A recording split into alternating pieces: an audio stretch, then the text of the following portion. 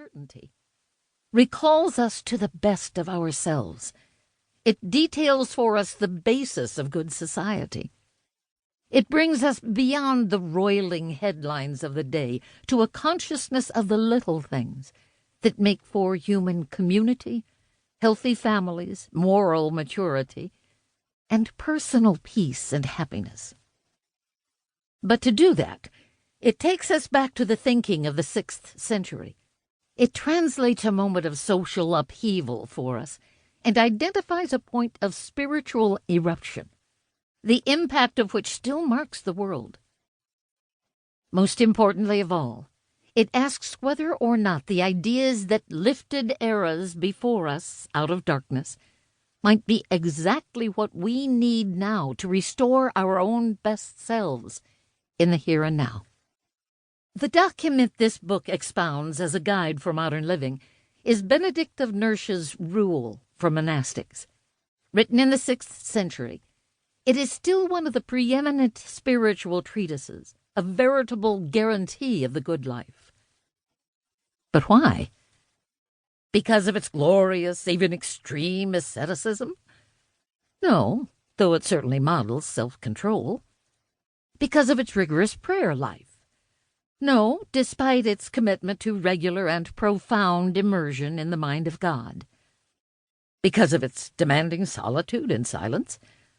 Hardly, given all its concern for the upbuilding of the human community. Then why? In a word, simplicity.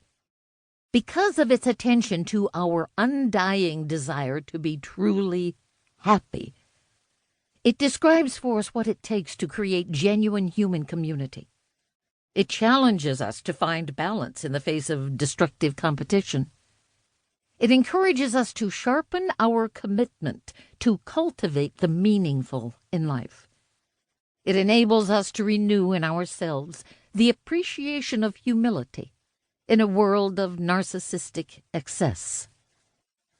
Or, to put it another way, it deals now as then with the likelihood of daily life to fray our nerves and wear down our early commitment to make everything in life a spiritual experience.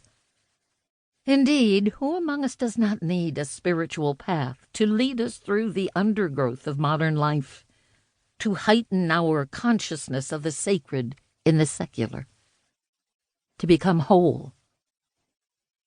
Roman society knew the cost of war, the foolishness of debauchery, the stifling engorgement of excess on every level. Benedict's simple rule of life became a template for living, authentic to the core, and a guide to the highest of spiritual heights through the ages. Yet always simple, always genuine, always truly human. This book takes us to the heart of life, our own as well as the ideas of others.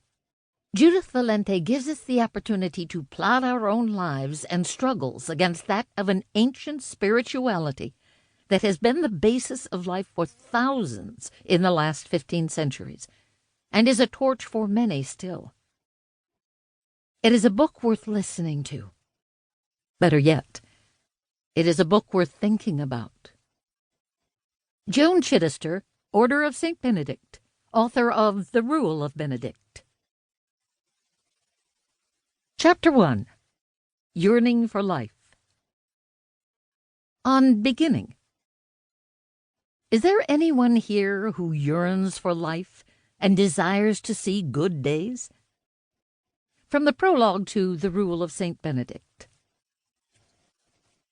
This is a book about living, not about surviving, but living a balanced, meaningful, and attentive life. It is like a traveler's trunk that contains all the wisdom I wish I had acquired earlier in my life, and seek now to pass on. I can't take credit for originating these ideas. They come from the mind of a teacher who lived more than 1,500 years ago. He originally wrote his guide, or rule, for people living in a monastic community. Monasteries might seem like an unlikely source of wisdom for those of us living in the age of Instagram, and yet this slender text has